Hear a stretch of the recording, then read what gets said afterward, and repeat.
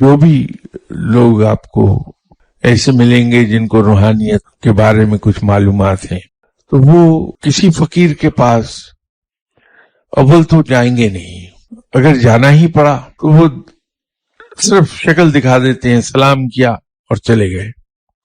کسی بڑے بزرگ کے مزار پر جائیں گے، فاتحہ پڑھی اور بھاگ لیے وہاں سے، اس لیے کہ یہ نہیں معلوم کہ جن کے پاس وہ گئے ہیں وہ صاحب اس وقت کس کیفیت میں بیٹھے ہیں۔ تو سلام کیا اور وہاں سے چلے گئے، پھر جگہ چھوڑ دی۔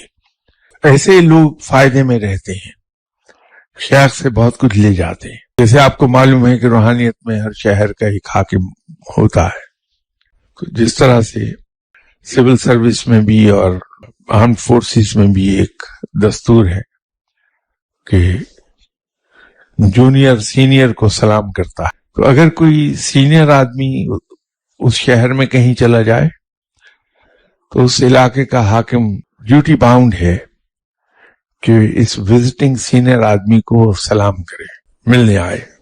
تو آپ کو حیرت ہوگی کہ ان کا سلام بڑا مختلف ہے۔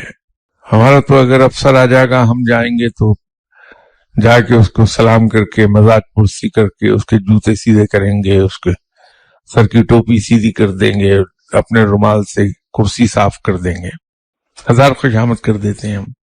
لیکن ان کے یہاں دستور یہ ہے کہ جہاں وہ سینئر آدمی آ کے بیٹھا ہے اس سے 10 گز پرے سے آئیں گے، ایک لمحے کو یوں دیکھیں گے اور سر نیچے جھکا کے چل دیں گے۔